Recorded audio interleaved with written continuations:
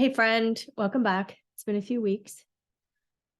Spring always brings a lot of opportunities for me. And yeah, this spring has been amazing and filled with all kinds of stuff. So today's conversation is going to be fighting for your limitation.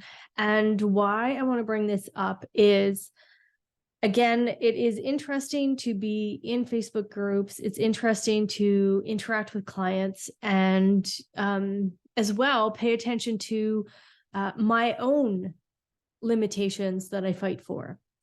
So in the human design world, there's this constant talk about deconditioning.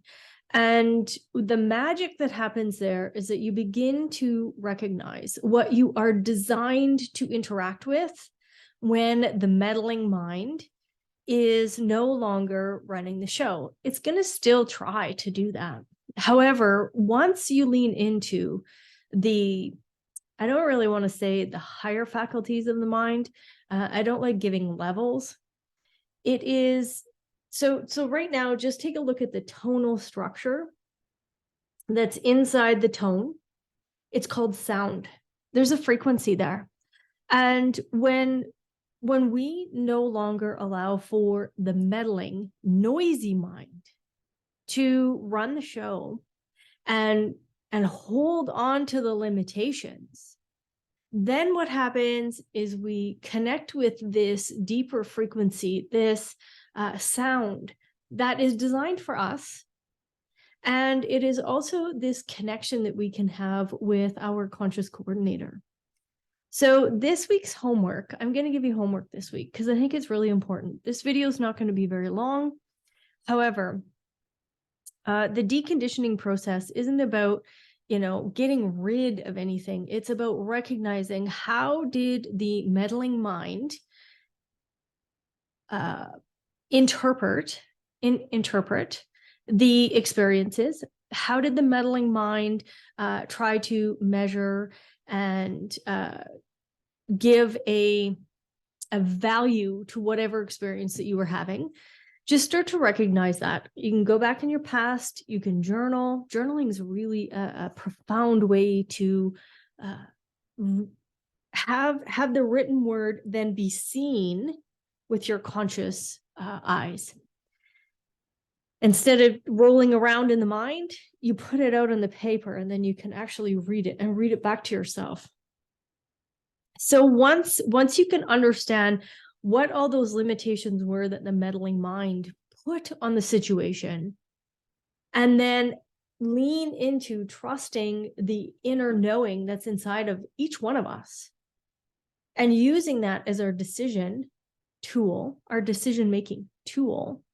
And now all of a sudden, we're bypassing the meddling mind. It wants to meddle and it wants to continue to create limitations in your life. That's just what it does. And once that is no longer given any weight or value, it is just seen as this entertainment factor, then the limitations are no longer holding you back. So in business, in relationships, in our health, our wellness, our interactions, our lives, what we begin to lift off of us is this anxiety and fear and worry, because there's nothing for us to control. What there is here for us is this beautiful, brand new way to participate and interact. Now, you guys have heard me say a lot of these words previously, and I just wanted to bring it into a very concise space so you could really lean in. And again, I watch how someone will take a channel and they will fight for the limitation of that channel. Here's what's important. Ra talked about this a lot. He wrote the Rave, this right here. He wrote this book. And all of this came through him, which is amazing material. And then he talked about providing this to there was a group of people that wanted to read his version of the Rave, and they were amazed. However, what that Rave I Ching actually speaks to is the not self. So when I work with clients, I do my best to like take them out of the octave of what is there, the detriment and the exaltation, and see it differently. Not hold on to the limitation of it, but take it to the next octave. And really, the simplicity of that is decision making.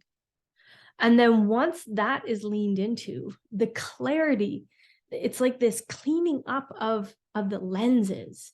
You know, I have these reading glasses and there's a bunch of fingerprints, or, you know, my cheeks touch them, then everything starts to get a little hazy. But as the decision making starts to happen, it's like taking off these glasses and cleaning them, giving them a clean, crisp way to see.